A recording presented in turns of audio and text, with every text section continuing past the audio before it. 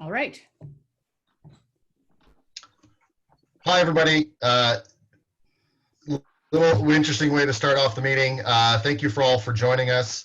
My name is Chris Steeves. I'm a senior consultant with Global Philanthropic Canada, longtime AFP member and former board member.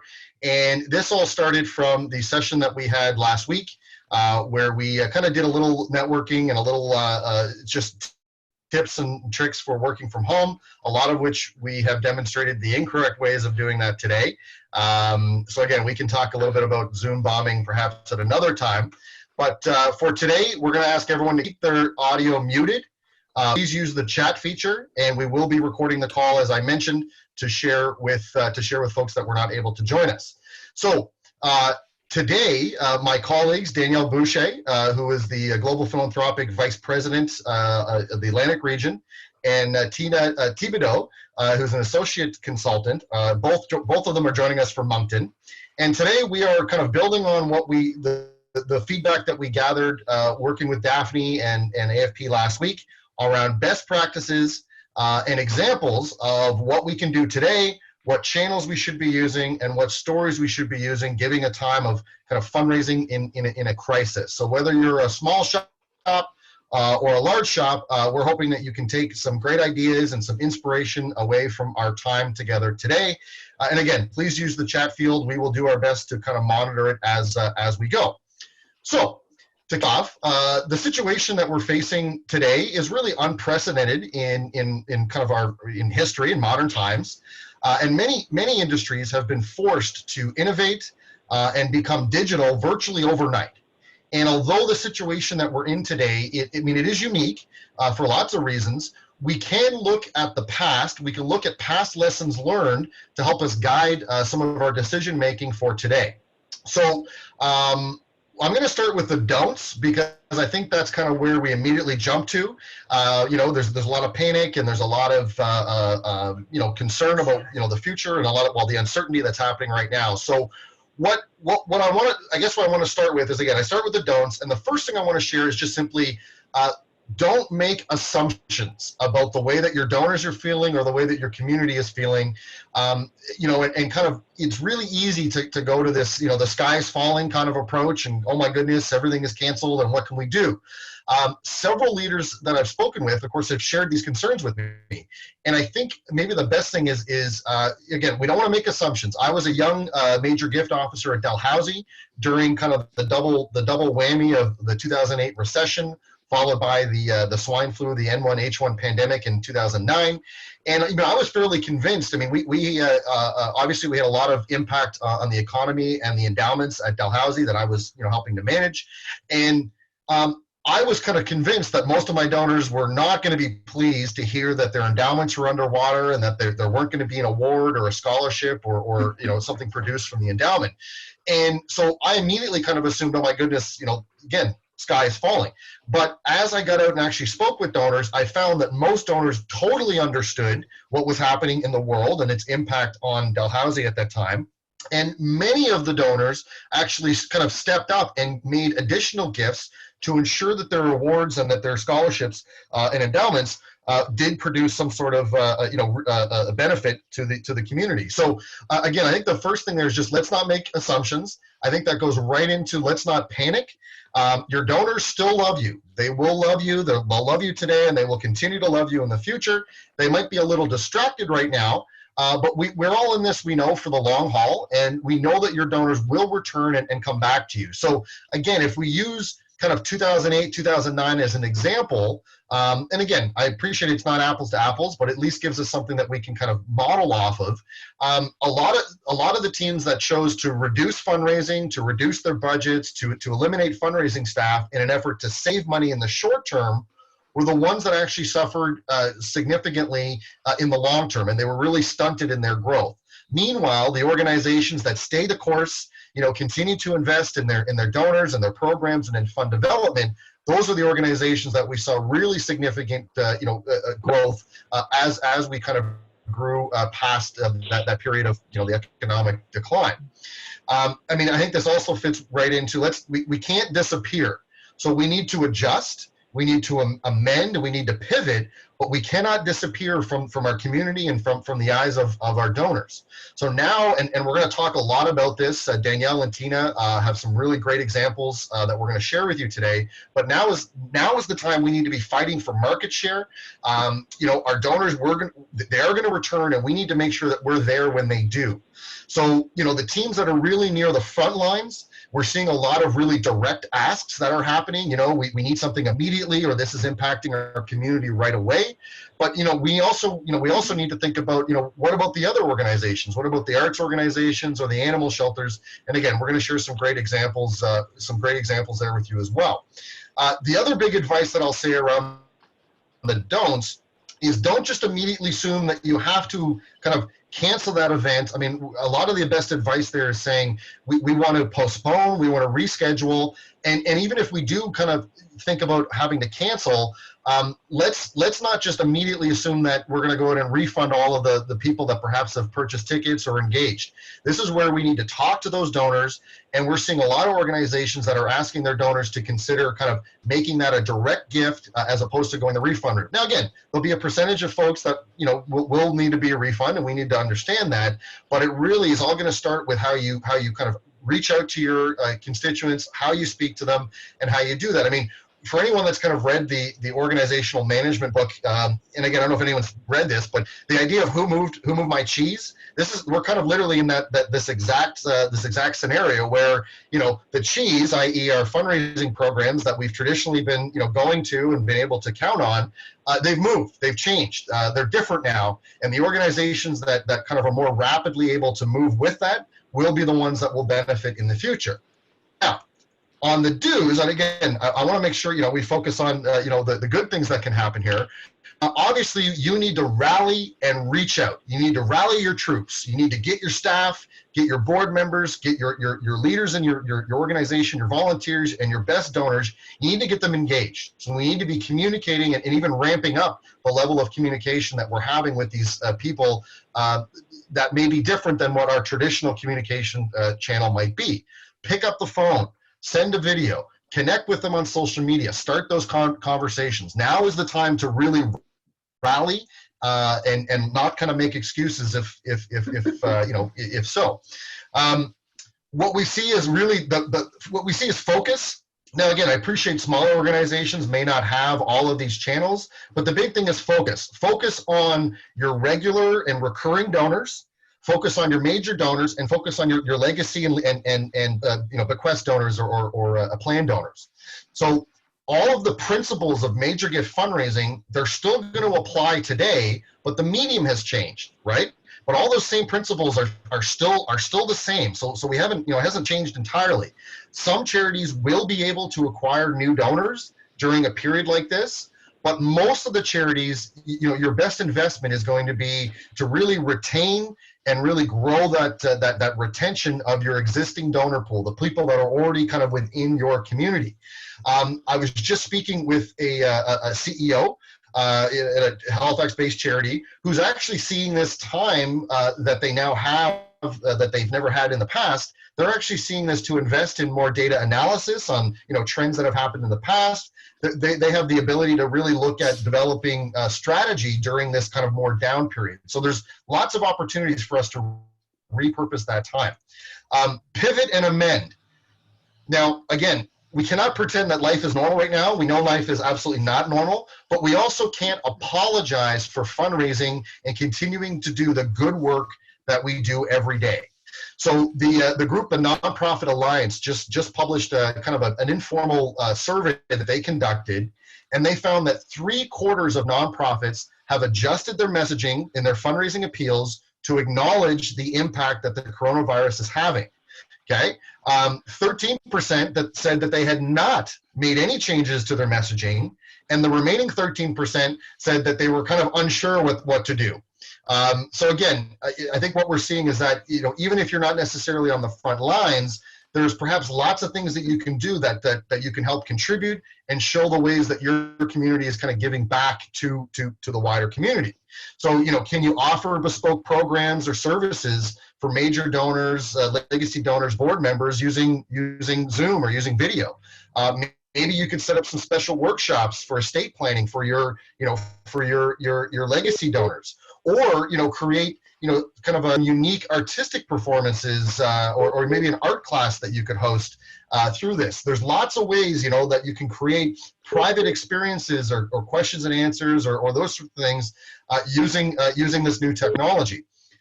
And the final bit is really just around planning.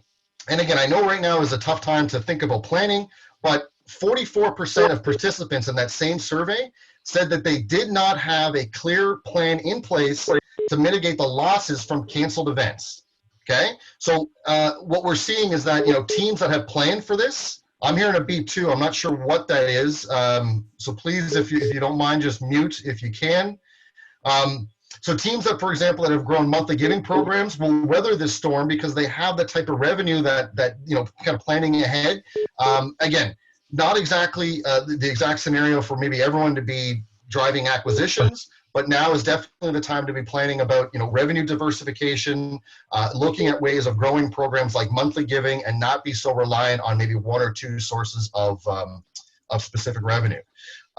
So with that, I'm going to turn it over to my colleague Danielle to take on the next section here.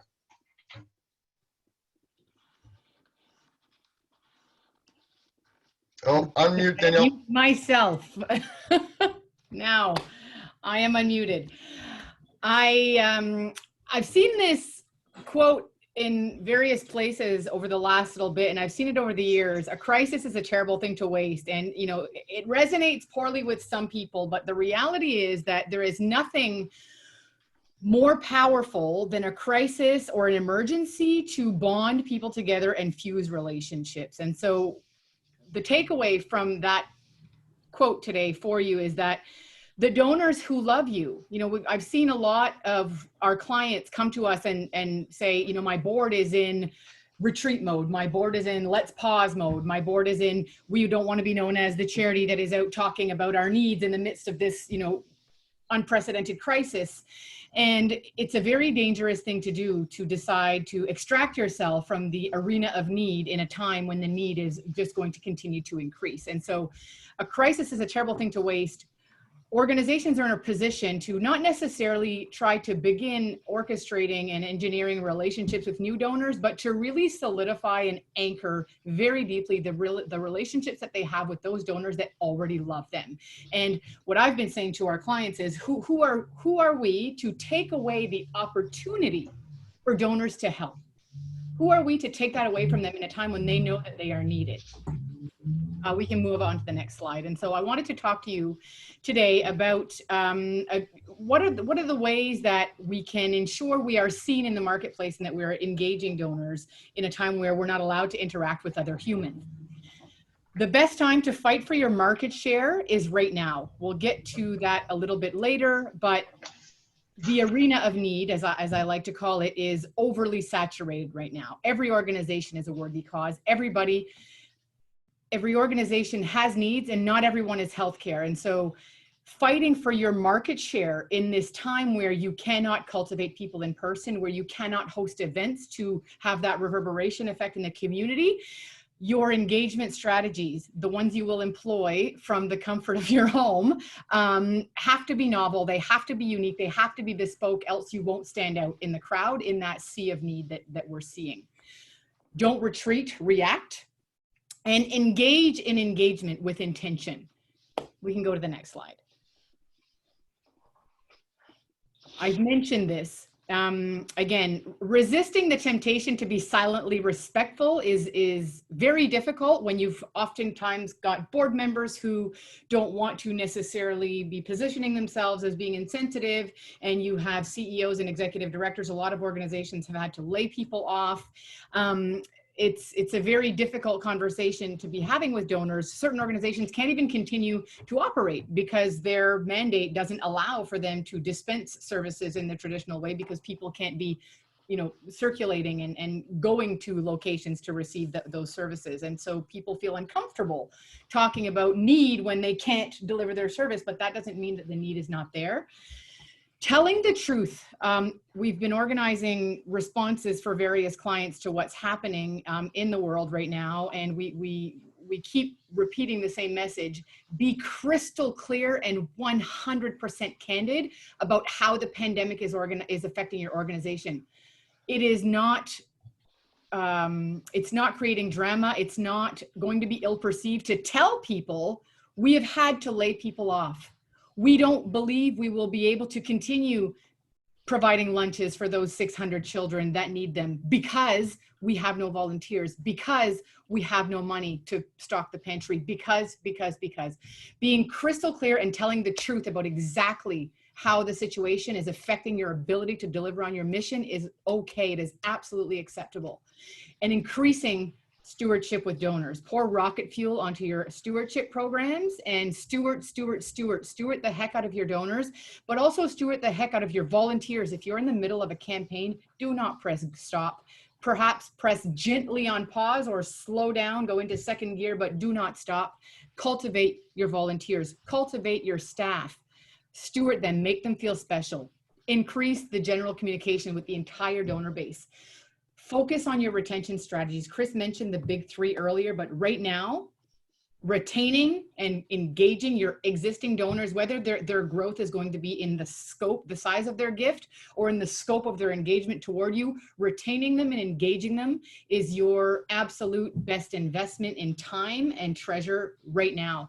Any of you who've heard Guy Malabone speak in the pipeline development workshop that we do, he will have said something along the lines of a large herd of cows, a large herd of small cows produces as much manure as a large herd of small cows. And I put the cow picture there because I think they're funny and I like to put pictures in my presentations. But don't get overly discouraged about the major gift traction that may come to a bit of a slow. Focus on keeping the mass of people engaged and interested in what you do. And never in the history of our industry has the importance of the marketing, communications, and fundraising functions blend been more important. We can go to the next slide, Chris. Engaging in engagement. And I guess I don't want to beat a dead horse here, but I can't overly emphasize how important it is to differentiate yourself. Those of you who've ever done our Ask Muscle workshop, at the end of the workshop, we will take a bowl of macaroni and dump it onto the table and ask everyone to focus on the macaroni and really identify one piece of macaroni that you find more obvious than the others and really look at it and memorize it. Then we mix the whole thing up. And the purpose of the exercise is to show all causes are valid and every organization has needs. How do you stand out in a sea of macaroni? How are you going to engage your donorship and your stakeholder audience in such a way that makes them remember which macaroni you are? I thought it was hacked. It was, they created a new one. Oh. Are we hacked again? I'm hearing things. Or is that someone who has a question? Okay, we're good. So creating an out of this world donor experience, a bespoke donor experience, and really we're taking stewardship from a conceptual phase here and really bringing it to a, what does it feel like? You don't, the question organizations have to start asking themselves during this time and even, you know, going forward, because I think we're going to be in a whole new world order in the work that we do after this whole thing is over, is not what impression are you leaving with the donor or what message do you want to leave with your donor or your stakeholder, but how do they feel? How do they feel in their interactions with you? What is the feeling you are imprinting on them as a human? That is what will differentiate you from the masses. We can move to the next slide, Chris. So I mentioned engagement. I've been thinking a lot about engagement, and I think we have to talk about 3 different types of engagement.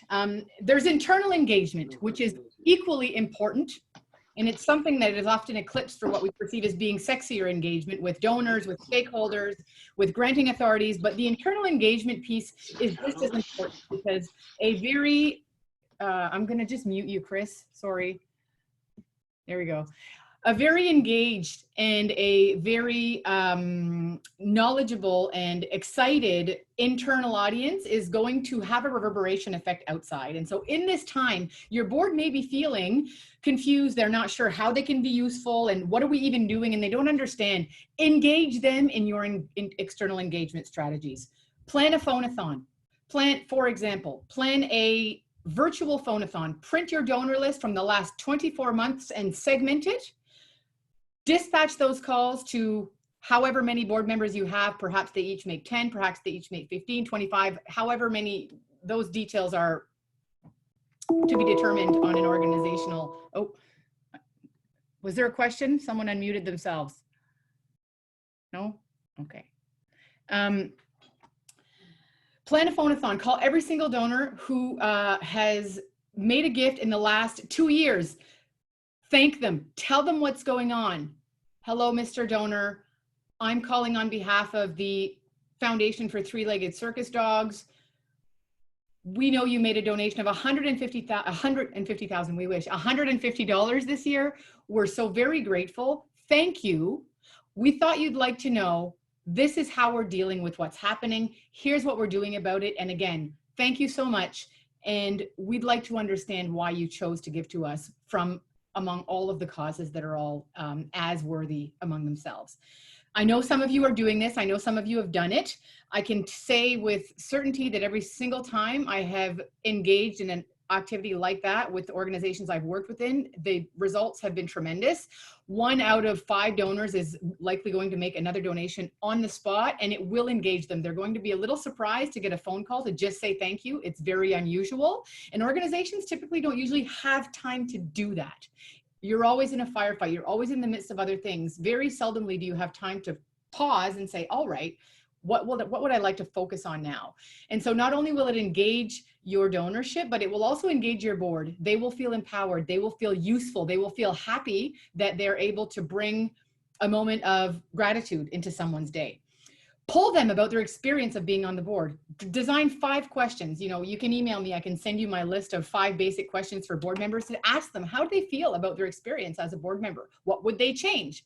Would they like any training? What would that training look like? Offer them that training, even if it's, you know, an in-house, very on the cheap, put together presentation. Offer it to them. Give them an opportunity to engage among themselves and with you as leadership. Build them a step-by-step guide on how they can use their networks to advocate for you on behalf. Could you share that list? Yes, I will absolutely share that list, Robin. I will share that list with everybody. I'll send you all, I'll send it to Daphne and she can then disperse it to everybody. Build them a step-by-step guide on how to use their social media networks to advocate for you. Consider crowdfunding if it's appropriate. You'd be shocked at how powerful it can be to give a 20-minute presentation to the board and say, here's how easy it is for you to raise only $500. You know, ask 5 of your family members to give $20. Tag 10 of your closest friends on social media. Ask them to give $20 as well. It's a breakdown. It literally takes 20 minutes and it will yield results. It won't yield hundreds of thousands of dollars, but it'll get their feet wet in that whole peer-to-peer crowdsourcing world and get them advocating on your behalf. You know, the more people you've got doing that, the more word of mouth thing is happening. Offer to walk them through that using Zoom. Any opportunity you have to engage them in face-to-face contact through a platform like this will keep them excited and on board and feeling like they can help. We can go to the next slide. Then there's what I've been calling passive donor engagement. So we talked about internal engagement, which is tremendously important. And we'll talk about external engagement in a moment, but the passive donor engagement piece is where we see a lot of organizations trying their very best to do all the things that we all know we should be doing, but not everyone has that internal kind of web design and social media donor X experience to know where tweaking could happen. As you're going through the motions of building your social media following and crafting your online appeals going forward, it's going to be very important for you to ensure that your website donation page and all of the social media efforts and the crowdfunding and the peer-to-peer platforms that you're using, that everything is aligned, that the messaging is the same, that the stewardship function is the same, and that is not rocket science, but it will take an afternoon of your time to sit down and look at, okay, when someone makes an online donation, here's the type of thank you they get, and here's what's included. When they give through Canada Help, this is what happens. When they give through X, Y, or Z other platform, if they give through Facebook, or if they give through this or that, ensuring that those are aligned will just give the whole thing a seamless feel and a more polished donor experience. Ensuring that online donations receive an automatic thank you. You would not believe how many, or the first thing we do when we work with organizations and we're working on, enhancing the donor experiences, we go online and we make a donation and we see what happens. 3 out of 5, we don't get an automatic thank you. It will come a day later, or it will come and it's not signed by the CEO or the ED or whoever other representative is benefiting from the donation. And so ensuring that your online donations not only receive an automatic thank you, but that the CEO or ED or Director of Development or whoever the appropriate person is, that their signature is also included in that automatic receipt. It's again, not rocket science. It's a question of looking at the functionalities of your online donation platform and ensuring that you've activated that and that it's present. But it's important. It is a detail that makes things just a little bit more polished. The confirmation page after you make a gift is a wonderful place to engage people passively. They're already there. They've made a donation. They already love you. They have a connection to you. While they're there, it's like when you're in the, when you go to IKEA, that I call the $200 store, and you're in the final section where you're waiting to go through to the cash, and they've got this marketplace, this, cornucopia of goods that nobody really ever needs, but you buy them anyway because you're there. So your donor's already on your confirmation page. Ensure that you've got social media sharing buttons there. Ensure that they can integrate their gift into their own social media networks. Ask them to do it. Those that wish to do it will. Those that don't will not, but give them the option. Make sure you've got some relevant shareable content there. In this time, in the world, that can be, if you're a food bank, make sure that there's information there they can share about how people can have access to the food your food bank provides. If you're an animal shelter,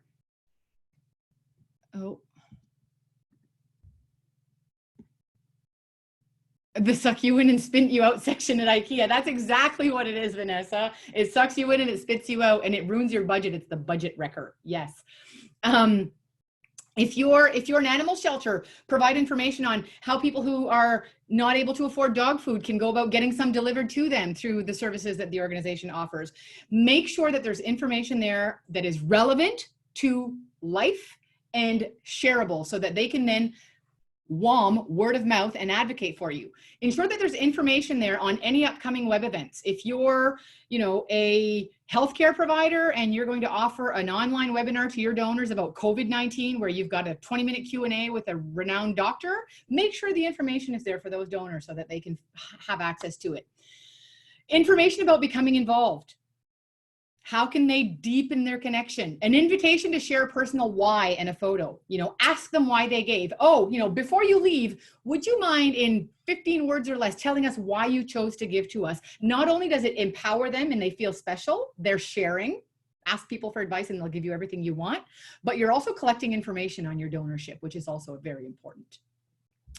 So that's the passive donor engagement piece. These are things that you can be doing to engage without being proactive. It's not something that you need to plan and execute. Once it's done and it operates on its own. Now, active external engagement is where things get really interesting for organizations in this time in the world. So this is everything coming outside of your organization. This is all the phone calls you're making, all the social media activity that you're doing, all of the email that you're doing. What's most important and oftentimes forgotten, just like when we design major gifts programs, what we don't plan, we can't measure. The first thing to do within any organization is determine that who's the communication going to come from?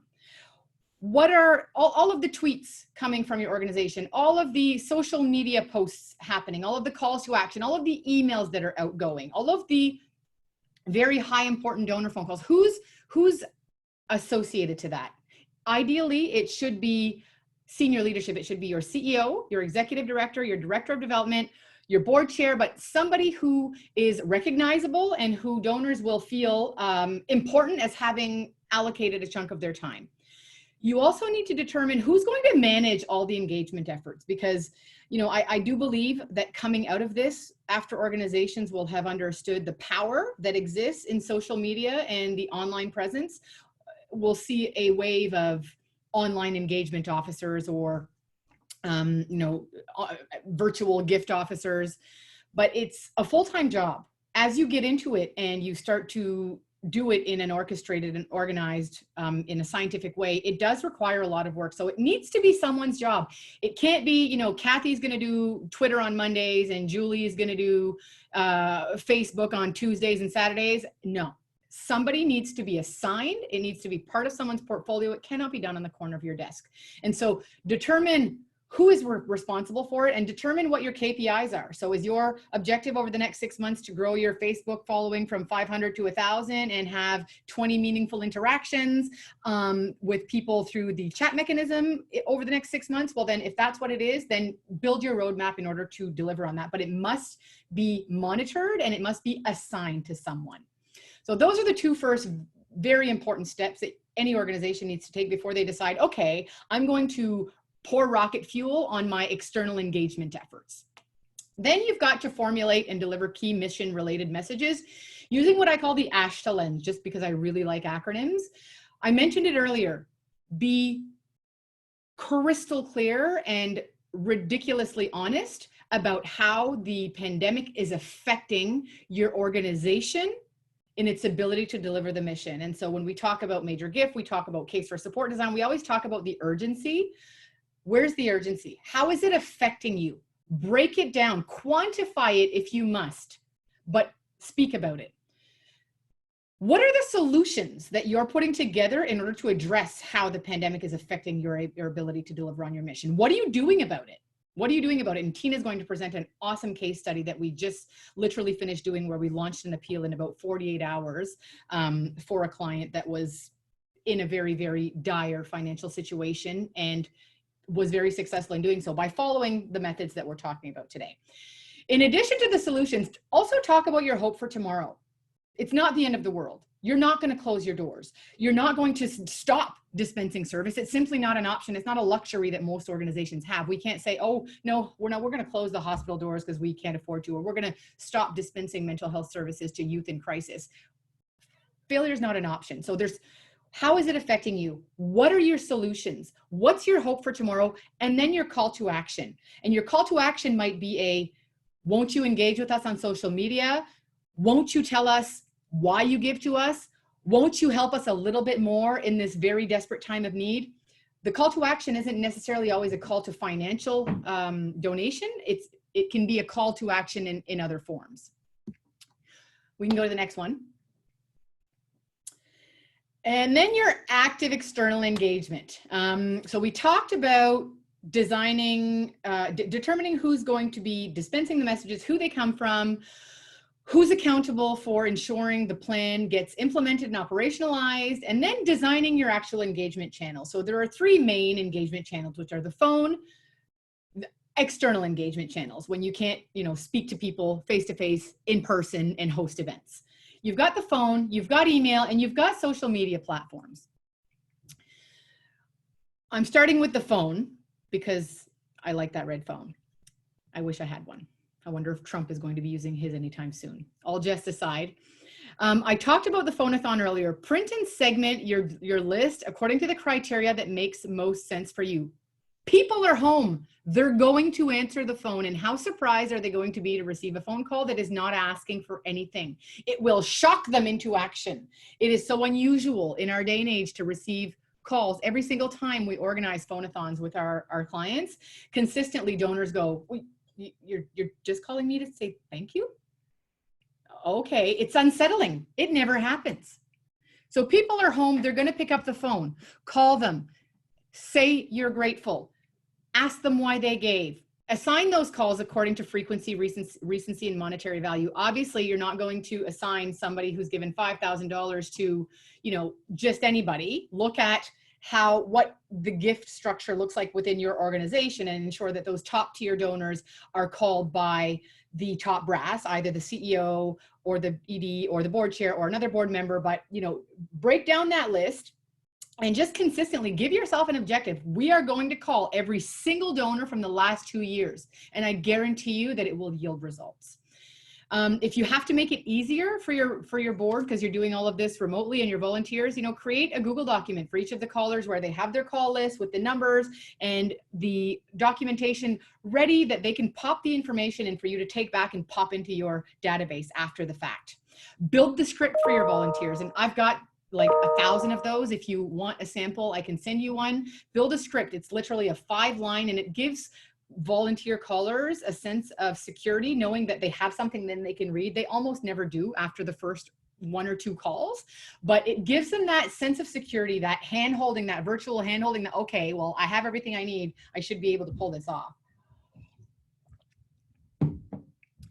And then send a handwritten thank you note to every single one. And again, this isn't rocket science. We all know this. We all know we should be doing this, but we fail to do it because we don't have time. It falls into that, I'll do it when there's time because there's other more pressing matters over here. But right now, some of us do have time, and it's a golden opportunity. I'll give you an example. I recently did a feasibility study for a client and was visiting donors all over Nova Scotia, talking to them about, the organization's plans and what they have on the go and this and that. And when I asked the gentleman, before I left, how he felt as a donor, he told me that an organization, never had another organization made him feel so special in his entire donor career. And this gentleman was, well into his 70s and had given money away to various causes for the last 5 decades. He said, I've never felt better as a donor than I do with this organization. I said, that's amazing. I'd really like to hear why. What is it about this organization specifically that has you smiling from ear to ear and, inviting me over for dinner just because I'm here on their behalf? He said, my office downstairs, the wall is completely plastered with thank you notes from the development director. And he showed me, and he literally had an entire wall plastered with cute thank you notes from the director of development, who had over time built a relationship with someone she'd never met, but just was very, I cannot think of my word in English, but thankful, expressed her gratitude in writing it with every single gift that donor made. And that donor, not only he, but also his wife had made provisions to make a planned gift to the organization, and they self-identified a 5-figure gift for the campaign in question. So I share that with you just as, a case in point that it does work. It does lead to results. So we can go to the next slide. More external donor engagement, email. Drafting email campaigns is a lot more than just sending out an email. It's usually a sequence of emails, and we have, I can send you some very high level kind of bullet points on here's how you should organize an email campaign, but you alternate between calls to action and updates, and you keep them really short and succinct. But you should absolutely be emailing your donors. You should be emailing your donors to tell them exactly what's going on. Information, and Tina will speak a little bit more about the results from the case study that we're going to talk about later. But keep the messages short and succinct. I give to a lot of organizations because it's part of my job and I care about lots of causes, but I like to see what people are doing. And I must have received in the last week at least a dozen emails that are this long. I didn't read one of them. I read the ones that had 5 lines with a call to action, or 5 lines and a link to something important, but I did not read the ones that had 3 and 4 and 5 paragraphs. Nobody gives a shit. Nobody's got time. They don't care. People's attention spans are 60 seconds. So if they scan something diagonally and can get the gist of what you're saying, you've got them. If they have to read through more than 50 or 60 words, they're done. They're not going to, it's going straight to the trash, and they're not going to click on anything, because if your link is way in the bottom, which it typically is, they're not going to get there. Literally 5 to 10 lines maximum, short, to the point, succinct. That's all they need to know. Social media. So this is a big one. social media is going to be the saving grace for lots of organizations and lots of small and medium businesses, if we're being completely honest.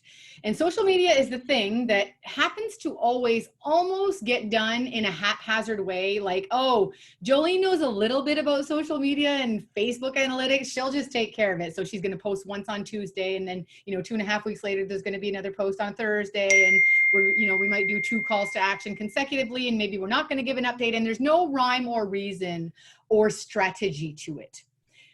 You must build a proper strategy and content calendar. And Tina will give an example of what a very, very limited baseline one looks like that we threw together in 24 hours for a client, but that still yielded, almost $20,000 in results in, over 3 days.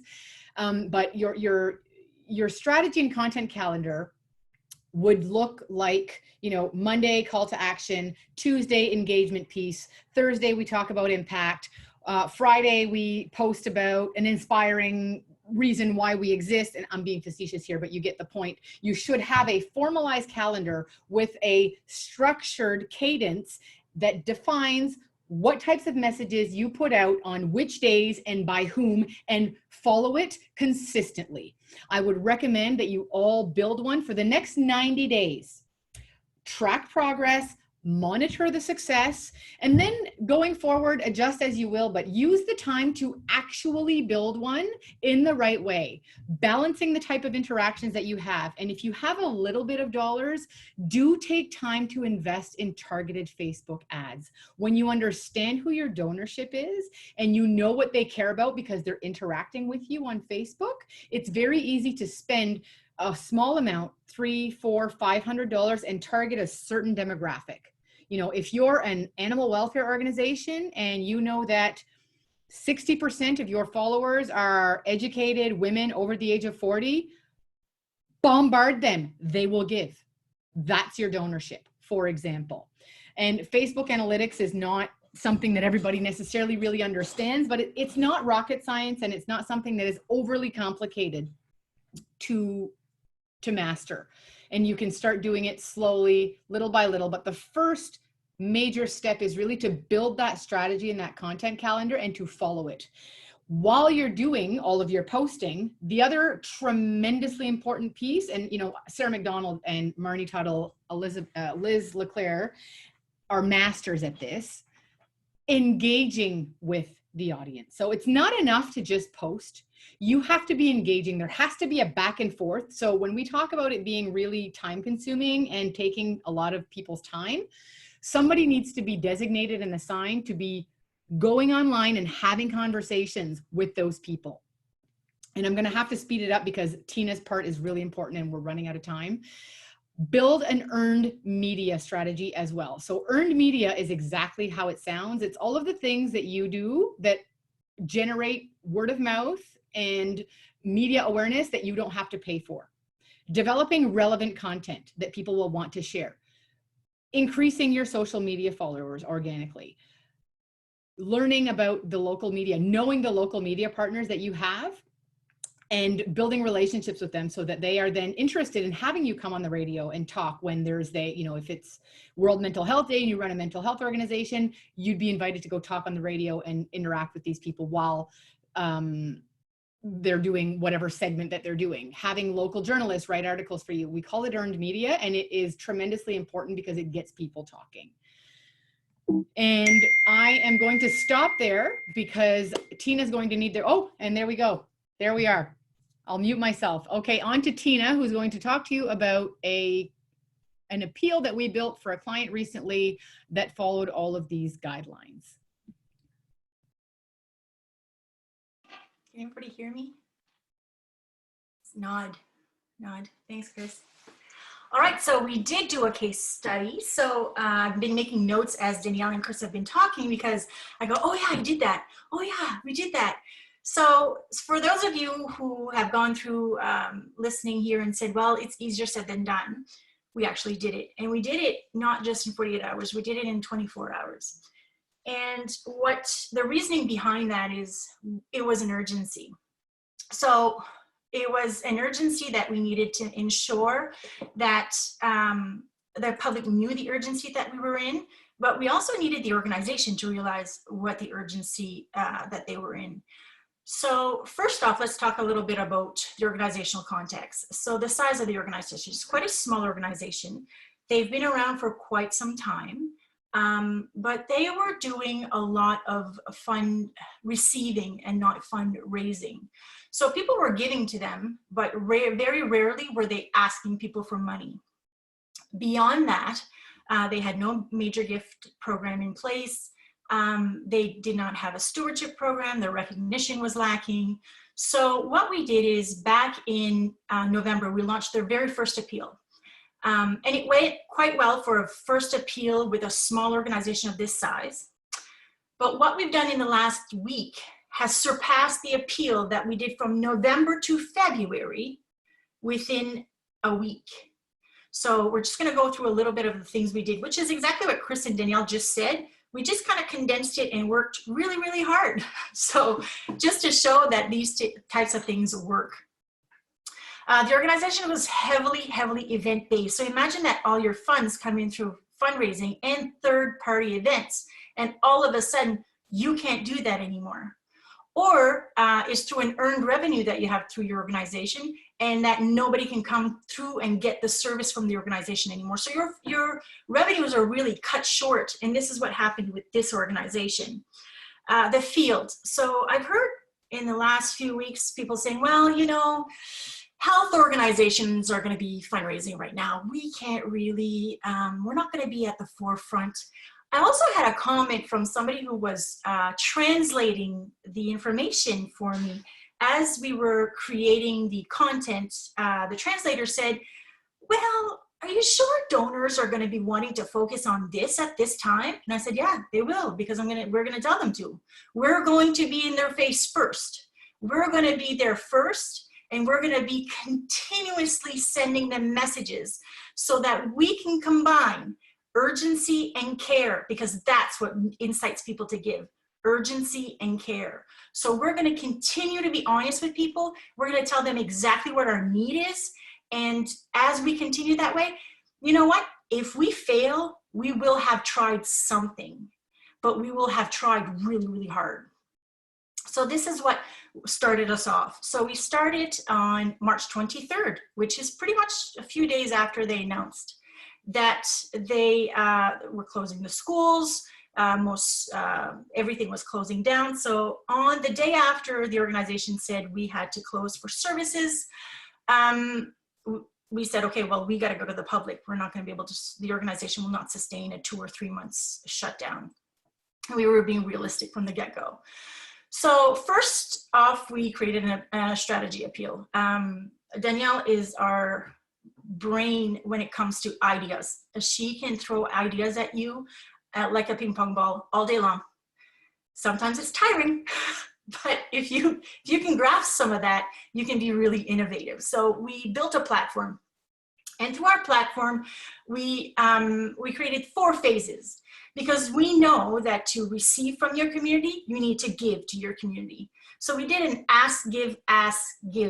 Chris was talking a little bit about that. And the importance is that we're asking the community for something, but we're also going to be giving the community something. And we're going to continue to do that throughout this pandemic. So we're not planning on stopping our campaign. We're going to continue rolling it for the next months to come as money keeps coming in. And we're doing quite well. So we know that if we continue the way we're going, the organization will sustain itself through this crisis. So we created 4 phases. The first phase is an ask. It's actually creating we did a COVID-19 relief fund, and we spread the word. We identified our key messages, and through our key messages, we ensured that we were being honest. We were telling them what really was going to happen to us if we didn't receive any help. We explained to people that we were not government funded. And as we went along, little things started happening. The media showed up.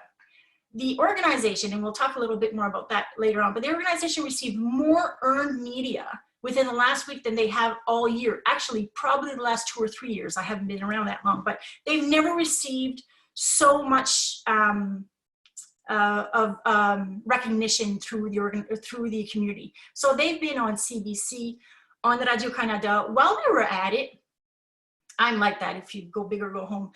While we were at it, we ensured the organization had never been very strong on being bilingual or these types of things, and we just decided, let's put it all in there at the same time. So we made sure everything was translated. We were going to media coverages we had never gone to. We were trying to reach donors we had never reached. And that's what was important, because on the appeal that we had done from November to February, we realized that our donor base was, one, older, and two, were very French. So we knew that to ensure that we continued our sustainability, we needed to go get these donors in every platform that we could. So we identified our target audience, and that helped because we did do some sponsorships through Facebook, and we identified who we wanted to target in our Facebook ads. And then in our strategy, because once we're not, I can build all the plans in the world and I can give it to you, and then somebody's going to put it on a shelf behind them and it's not going to be used. So we ensured that, little things like, you're going to be a lot on platforms. Don't argue with people while you're on there. Try to keep everything positive. It's a negative tone. And their frequency. Now, I would usually not tell people to post every day. Everyone in the world right now is on social media, on social media. Now's the time to be there with them. Now's the time to make sure that they're always looking at you. So we decided to post every day, but we were very strategic in what we were posting. And we were strategic in trying to build these partnerships as we went along of national organizations and connecting them with what we were doing so that people knew that we don't just come up with that stuff out of thin air. We actually have experts that we rely on also to get our information. And we wanted to place ourselves as experts in the community of the work that we do. We want people to rely on us if they have questions. So without revolving yet, so our first launch was, this is an example of the campaign concept. So we built, right away, we built 30 messages of asks, so 30 days of messaging. And what we did is we did 2 campaigns. We did an engagement campaign and a launch for the relief fund. This is an example of what we've been launching. So first off, we started with an engagement campaign. As we were seeing everybody was posting funny pictures of animals and being at home with your animals. So Danielle came up with a brilliant idea of being home with my human. So we started the hashtag home with my human. And the reasoning behind launching that at the same time was to drive people to our pages. This is an organization that is very well followed on platforms, on their social media platforms, because who doesn't like animals? That being said, prior to the structure, they were really using the platforms as adoptions, which right now we could not adopt unless at an appointment, and they were losing a high percentage of their revenues. So we couldn't be using that platform. So we had a lot of audiences that we needed to re-engage, and we needed to teach them what we needed from them and how we could help them in the long run. So the messaging was created in tandem with the home with my human engagement theories. And as we went along, and I'll just keep going there, we created just a simple chart. Now, the organization does not have a development team. That's another thing. It's a small organization. They have us as consultants. We're not there full time. They have one person that can do coordinations of social media. So it's not experts at the table. Everything is not done right up to best practices. We went into urgency. We hurried up to try to make sure that we could connect with people immediately and be at the forefront of everyone's mind. So we created a little little calendar to give to the organization and say, okay, this is what you're going to post. So although we created the messages for them, we also told them how and when and where. So the ask is the one thing that is consistent, and that we don't fall from. So we ask on Monday, we ask on Wednesday, and we ask on Saturday. And I'll show you my chart later. And you can tell when it's an ask date because the donations go up. So it is being used, it is working. You see a calendar here of a month, but the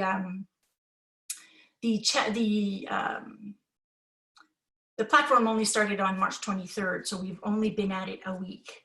The engagement posts alternate, so that one changes. It goes from the engagement platform that we created, which was Home with My Human. We jump into media stories, and usually there are media stories because we've been so much in the media explaining to people the urgency and what's going to happen that we've been able to post that. We have the FAQ, so any questions. So we want to make sure that the community knows that we're there for them if they have any questions. We rely a lot on Humane Society Canada. We post their posts, and sometimes they actually answer our clients, which is kind of nice. So we're building these partnerships throughout, and we're jumping into, and right in the middle of that, we jumped into the new programming of the foster program. So another way that people could help us and alleviate our operations was to actually house the animals with them. So what we did is we launched the foster care, and we were looking for 100 families, and that created a lot of buzz onto our social medias too.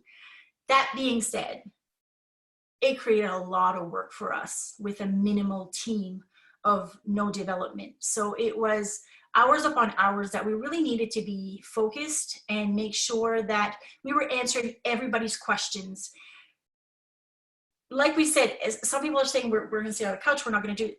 We've got nothing else to do right now than to talk to our donors. So we removed the automated messages that used to be going to anybody who would message us. We removed them. We wanted to communicate with everybody who actually spoke to us because this was our priority at the moment. And we started addressing. So there was 3 of us, myself, the ED, and the social media person. And we would address everyone that came in, no matter what time. And that made a big difference because people felt heard and they felt that they could communicate with us.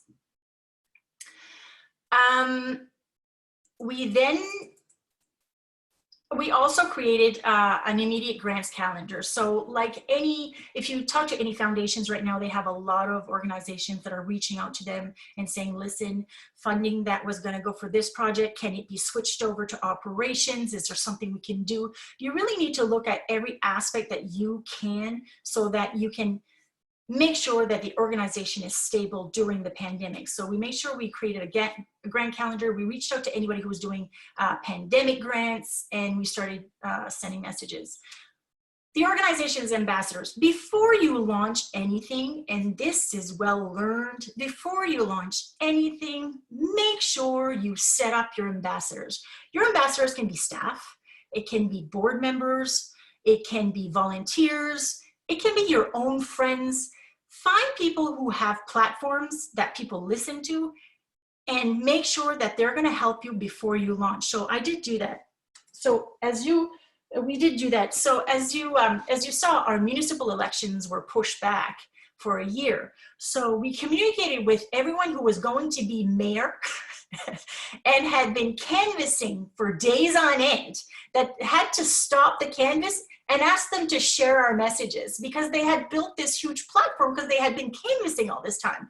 So we thought to ourselves, let's go find the people that really want to connect with the community and that people listen to. So it can be, every organization's got different ambassadors. Your board members are so important. So without your ambassadors, again, you're going to build a plan and it's going to drop and it's not going to go anywhere. So you need people to be able to spread the words, send the messages, and it can't always rely on the organization because then you're stuck in this same network. We need to diverse the funds. We send letters to ministers. And the thing we did, I think the most, is increase the stewardship. Every donation that came in had a private message, not automated, that was sent by either the ED, the chair or the DOD. It was important. All messages were different. If a husband and wife gave, the husband got a message, the wife got a message, it didn't say the same thing. If somebody spoke a certain language, we wrote it in their language. We even tried to find little tidbits about that person. For an example, a yoga instructor sent some money and we signed our little note with namaste, just to be able to say, we know you and you're valuable to us and we need your help. So after some of the results that came in, so our donations were mostly through the website. They came in at 64%, and the Facebooks were at 34%. Now it's very difficult to be able to really pinpoint the matrix, because if you look at our insights on websites, you can see that the referral is really showing that it's Facebook that brought it in. Our 3 platforms were, we did an email blast, we did the Facebook launch, and we did the Instagram messaging, and we just changed little bits and pieces versus the pictures and the messaging, but the key messages were all the same throughout because we wanted to be consistent. We created a special page on the website that had the same type of messages headlining that we sent into the email blast. We changed our donation button on the front page that was just for the relief fund to show the urgency of what this is. I'm not saying that the other programs are not important, and you have to make sure that they're there so that you're giving your donors choices of where they want to provide their funding. That being said, on our relief fund, we made sure that there was an option to give monthly donations, and we've already received in 1 week close to 20 monthly donors through the COVID relief fund. So that's sustainability even more so to the organization in the future. So it really increased the engagement. So even though they were not health related, even though they had never done an appeal on a social media platform, they were heavily event based, and the whole world is shut down through the pandemic, this organization has had their best appeal they have ever had since they began working 32 years ago. So we're quite impressed with these tractions. Now, if you look at the chart on the tractions, so 36% of what came in on launch day. So we did pretty good on launch day. We made sure everything was lined up. So it went down to up to 7%. Now, if you look on the 27th, it popped right back up.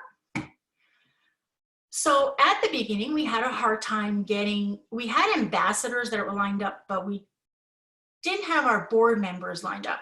And on the 27th, after an email from the ED on the 26th asking them to help, on the 27th, 2 board members launched on Facebook an appeal to help the organization. And that brought our revenues right back up. So that just shows the importance of board engagement, but also of really lining up your ambassadors prior to launching your campaign so that you will keep the ball rolling. So as we've gone, these 2 members have gone, and you're seeing statistics on the 30th was yesterday, but I stopped tracking at 10 o'clock. They've gone back up. So we are seeing ups every time we do the ask, and then downs on the engagements, and then ups on the ask. Now, although we're seeing downs in funding, our insights are very high. So our newly acquired donors are the highest they've ever been. The insights through the Facebooks and the websites, the analytics are the highest they've ever been. And Christmas time is usually their time. And Christmas time was their first appeal this year. So it had been the highest it's ever been. And this is doubling what they've seen in engagement. I lost my train of thought, and I do that a lot because I'm getting old. So it has been the largest appeal that they've had. So it's really created a platform to have these new donors. And what's important now, as we continue to build it, what's important now is to make sure that we communicate with these donors, and we continue to communicate. So we're creating the newsletters and making sure that we're continuously. So for just an example, it happened this morning, had a new donor, I knew it was a new donor, I knew who it was, and sent a message last week, personal message, and said, thank you so much for your donation. He was French, sent it in French. We're so very grateful to you for your support through this trying time. So it was a donation of $50 through so this morning you sent $500 and you said you can expect this weekly as our COVID relief fund to you. It's a new donor. So it's just to continue the communications with them so that you can make sure that they see how valuable, the people who gave us $5 and the people who gave us $1,000, they're getting the same gratitude. It doesn't matter what they're giving. We are reaching out to them to thank them immensely for making sure that we are still here after this crisis. So the things that we need to look at that we may have had oversight over or lack thereof. So we had low board engagement, and I think really it relies on us where we didn't ensure that the buy-in was there. We were just trying to get everything up and running so fast, and we wanted to make sure that we were ahead of the game before every other organization. We wanted to be the macaroni, and we wanted to make sure that we were there first.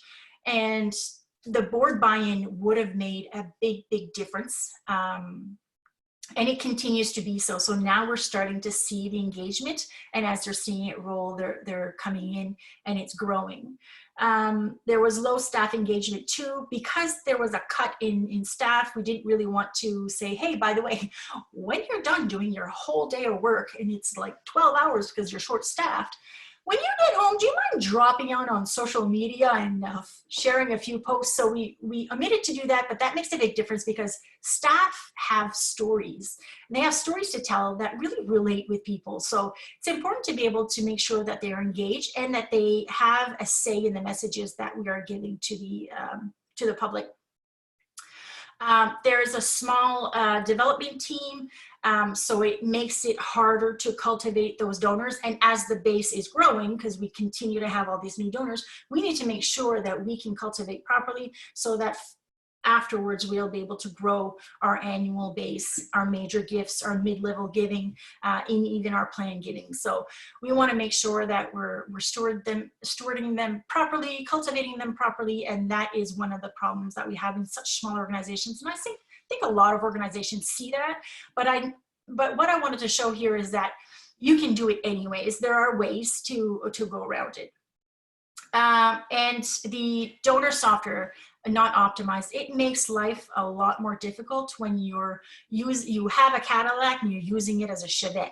If you've got donor software and you're not using it to the optimum capabilities, now's the time to get some training and try to learn how these can work for you to help you make smarter decisions in fundraising.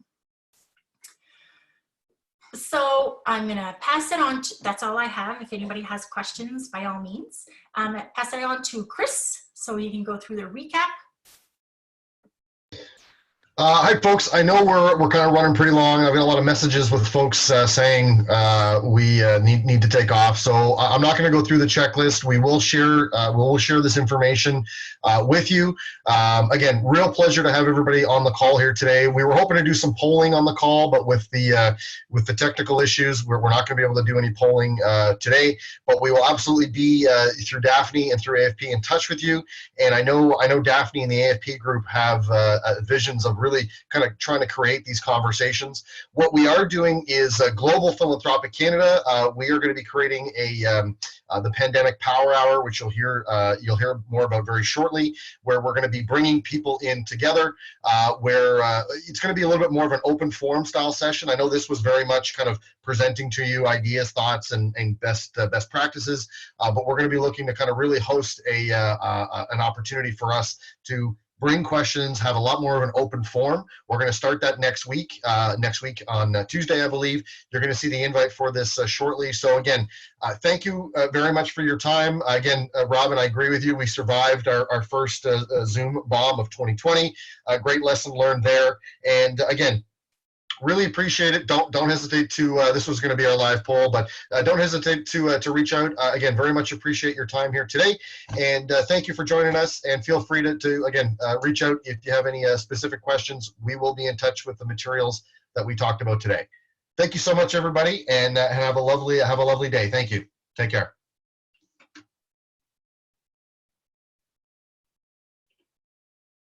Thanks, Monica. Thanks, Tanya. Thanks, everyone. Appreciate it, Josephine. See you, Vanessa. I'm happy Thanks, to stay everybody. on for a few minutes if anybody has questions. It's not like I've got anywhere to go. I have a question, actually, Thanks, Danielle. Chauncey. Hi, Vanessa. Follow Sure. the line. Obviously, I'm with Boys and Girls Clubs, and we've had to close our doors. So we don't have any programs kind of running, and we don't have any kind of program revenue. And the thing that's been kind of sitting in my chest, I guess, is like, how do we ask for support? I mean, we have to give refunds, obviously, to families because we're not running programs. So that's revenue out of our pocket. So how do we ask for money without showing that, we're desperate or, I don't know how to explain this. It's just, we're not physically running programs. Our doors are closed. So I'm not sure how we can, like, I love the ideas like the SPCA, that was all really good stuff. And I'm just trying to think, how can we get people engaged? I mean, obviously we're going to open our doors once the schools are back, we'll reopen. That could be September. What I would do, we're kind of in this transition period. I'm not really sure how to do this. Well, I think you're in a unique situation where you've identified that you're not able to dispense services if people are not within your walls. And That's so, right. There may be other people who would benefit from some form of service from you remotely, even when your doors are open. It may be an opportunity for you to look at, okay, how can we ensure that we get all the services to the people that need them? Are there children who need, some of the children who benefit from your services surely don't have enough to eat at home? Is there a lunch? Well, yes, that is an issue. Yeah. Right? Yeah. Is there a lunch program that you can be dispensing where people can pick up a brown bag lunch in the morning, for example? Like, what could you do to continue offering even a portion of service, either, the essential need? Like, which club is it, Tina and Moncton, that's offering brown bag lunches? Is it the Boys and Girls Club? Someone's doing it. Or it's Head Start. Oh, you're muted. Leah, I'm going to unmute you. We can't hear you. I'm going. Okay, sorry. It is Boys and Girls Club. Boys and Girls Club of Riverview. Exactly. So what they've done is they've engaged and Linda Carey, if you want to call her Vanessa, she's remarkable. She loves to share. So she engaged the community and got the radio stations on board, the food banks on board. They filled up buses, all while making sure that they are following the pandemic's guidelines, but they are still reaching out to the public. And what's happening is people are donating to them so that they can purchase the food and deliver to the families that need it so much. And so they've been in communication with the district, and the district has fallen on them to say, all right, well, we can't feed the kids anymore. Can you help us out? So I think they're looking at even getting some provincial funding. So there are always ways to maneuver because, like I said, it's not just about what the people can do for you, but what can you do in this case for your community? How can you fill that cup? Right. We've kind of we have a project backpack program. So we feed certain families every week. They go home with a backpack full of food. And we've kind of made that virtual. So I thought that was a really great story that we can share with our community, that we have families that need food. And, we've taken that kind of on a virtual level. So we're actually emailing them gift cards. So that was kind of one side. I just been kind of grappling with this for the past. Well, that's a good idea. So did you have to lay off like a lot of staff as well? So we're kind of, it's just trying to keep that morale going, I guess. We've had to lay off like 60 plus staff. So it's tough. It is. And that's the time to tell your donors. I was just going to say, Vanessa, like how you've just pitched this to me, not knowing a whole lot about your organization. I mean, that to me goes back to Danielle's point about being honest, be truthful. We're living in a new normal. We can't apologize about what we're doing today. And so I love this idea about, just telling the story, telling the truth of exactly how this has impacted you, exactly what your vision is for the future of where you want to be and want to return to. And we need help from where we are today to get there. Right. Yeah, I put some ideas forward. I think some of our leadership team is a little bit, and I'm kind of like, no, we have to keep going. Retract. I appreciate what you folks said here today. So I'm going to try and take some of this back and get some, like I've said for 2 weeks, and we need to start calling our supporters. We need to keep them updated. And I'm kind of running into a little bit of this. So I just want to. Yeah, and it's normal. In Yeah. our case, when we first sent an email from the ED, we didn't get anything at all. But when we sent him an itemized list of what they could do and what they needed to do, then stuff started rolling. So just a little bit of hand holding in that case. Yeah. And ensuring that they feel that you're there to tell them exactly every step of the way. And Danielle has great examples for that. Okay. All right. I appreciate you staying a little bit after the call. That was kind of a Wow. question I had, but I didn't want to put it to everybody. So I appreciate that. Thank you very much. And Vanessa, we will be hosting a more of a weekly, more of like a chat in the future, starting next week. And so you can just kind of join us. It'll be a lot less on the presentation and more on the let's just facilitate ideas, networking, share thoughts, share concerns. And so we're going to be putting that together. You'll learn about it very shortly. Perfect. I appreciate that. Thank you very much. Thanks, Vanessa. Thank you. Bye-bye. Bye. Take care. Do you guys want to stick on for a sec? Yeah. Sure. There's nobody Okay. else on here? So, no, I think it's just the three of us. We can stop recording too, actually. We should probably do that. I'm trying to read